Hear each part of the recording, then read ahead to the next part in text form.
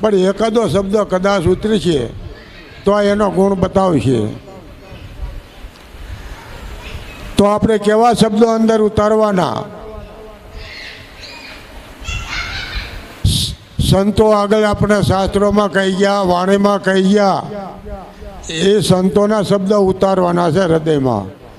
પણ જો સમજીને ઉતારીએ તો, નકર અવળા ઉતરે. શાસ્ત્રો બધા ભેદમાં લખ્યા છે, એનો ભેદ સમજીને જો ઉતરે શબ્દ, તો આપણે આ ભેદ કેમ સમજવાનો? કે મેકરણ દાદાની વાણી, સવારામની વાણીમાં કહે કે માતાના વદરમાં હતા ત્યારે કેવી બોલી બોલતા, અને હવે બોલવામાં ઘણો ફેર છે. જો ભૂલ્યા તો ભોગવવું પડશે, આગળ 184ની જેલ છે.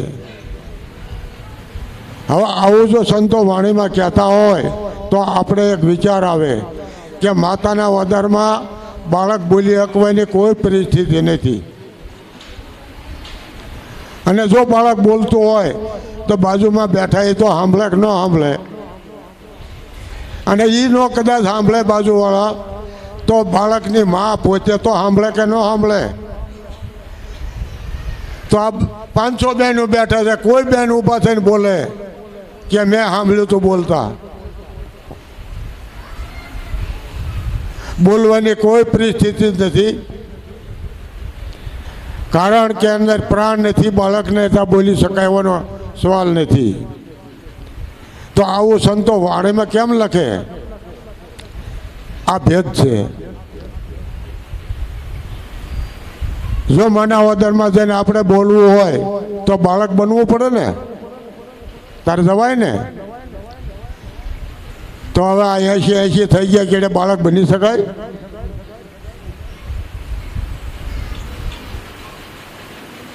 પણ ખરેખર માનું અદર સમજાણું નથી,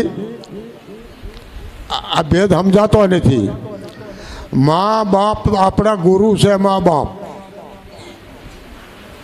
અને આપણે એના સૈણે જઈ એના બાળક બનીએ છીએ ને.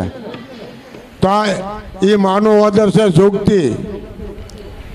જ્યારે આપણે જુગતીમાં જઈએ ને આપણે કેવી બોલી બોલતા,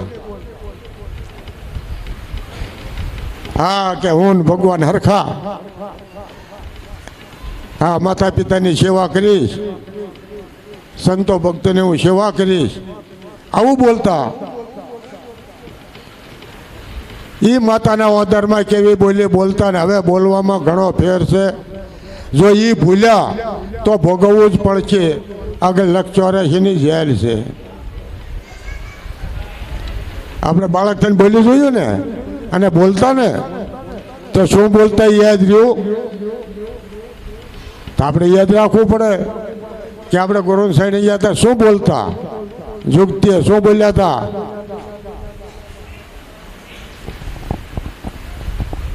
એમ શાસ્ત્રોનો ભેદ જ્યારે સમજાય અને એ પ્રમાણે આપણું જીવન બની જાય, ના બોલતા એ યાદ ન રહ્યો કાંઈ નહીં, પણ અત્યારે બોલ્યું એટલું તો યાદ રાખીને બોલવું ને, એટલું તો પાળવું કે નહીં. અને જ્યાં હળંગ પાળી ગયા છે, જુગતીમાં જે બોલ્યા હતા એ ઠેઠ સુધી જો પાલન કર્યું, એને આપણે અત્યારે ગુણ ગાઈ.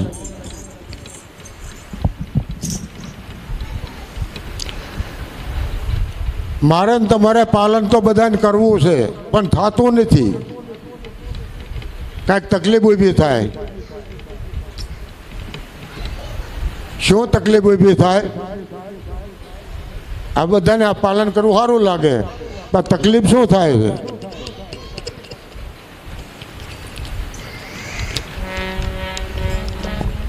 મહાભારતની અંદર 12 વર્ષ જ્યારે પાંડવો વનમાં ગયા,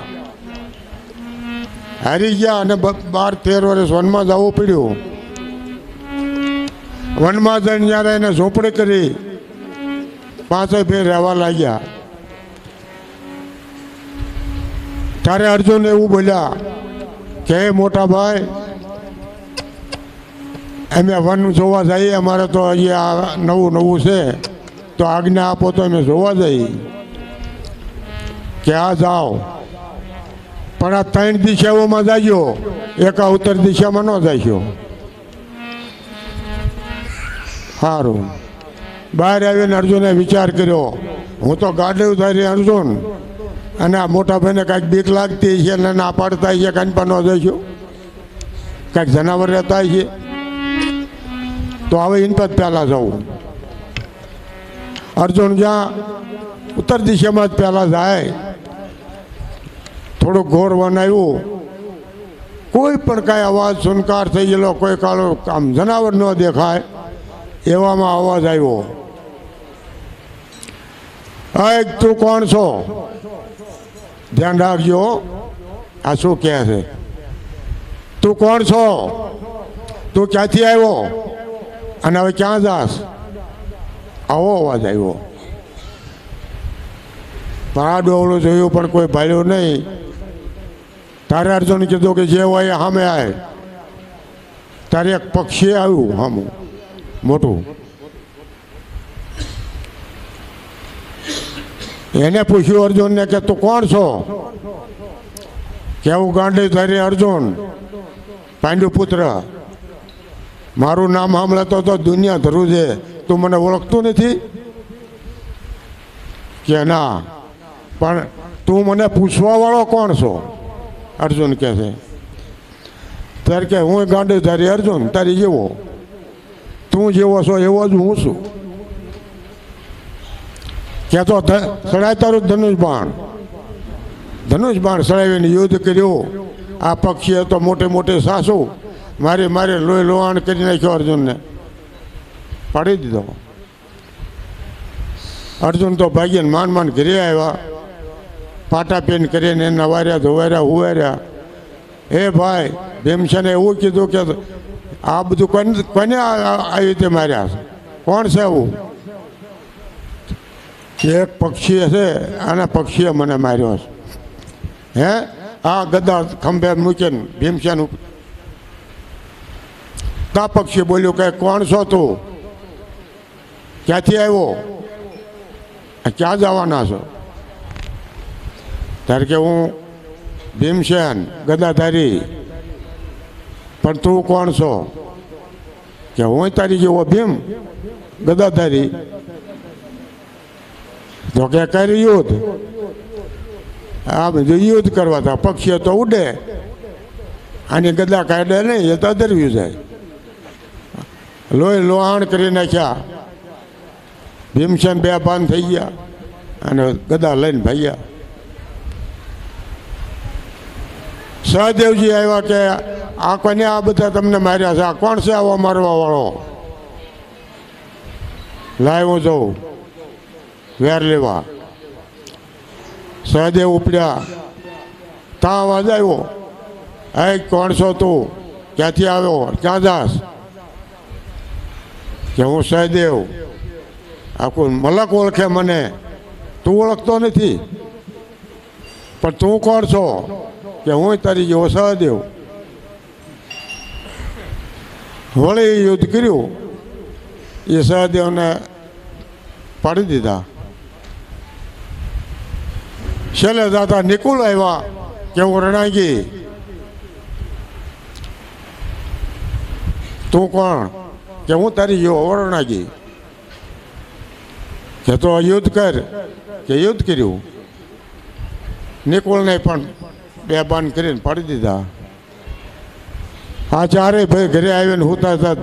ધર્મરાજા આવીને બોલ્યા કે આ ચારેયને કોણ મારનાર છે આવું?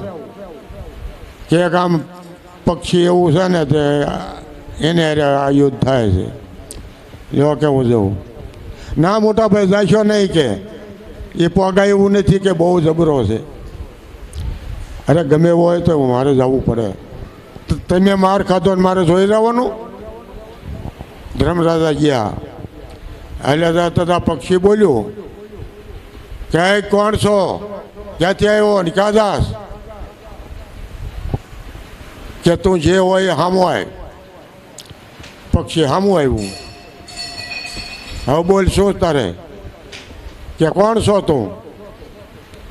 પણ કે તું મને પૂછવા વાળો કોણ છો?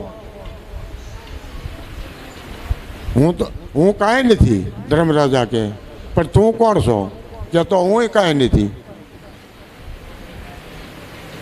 પક્ષી કે હું તો કાંઈ નથી, તું કાંઈ ન હોત તો કે આવી જા જોડે.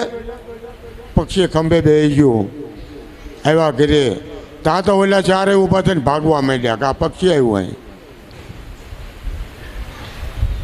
એ મોટા ભાઈ એને અહીં ક્યાં લાવો છો, આ તો મારી નાખે. અને આ તમે આને વયસ કેમ કર્યું? ઓલે પૂછ્યું અમને કેમ માર્યા હતા? કે ધર્મરાજા કે આવડાને ચારે માર્યા શું કામ? ત્યારે કે એક કહે છે કે હું અર્જુન છું, એક કે હું ભીમ છું, એટલે માર્યા. હું કાંઈક છું, જો કાંઈ નથી તો હું કાંઈ નથી. તો આજે આપણને ગુરુ મહારાજે આપણી પાસે કાંઈ રવા દીધું છે? તો હું કાંઈક છું ક્યાંથી આવ્યું? જો આ કાંઈક છે વયું જાય તો મિત્ર થઈ જાય.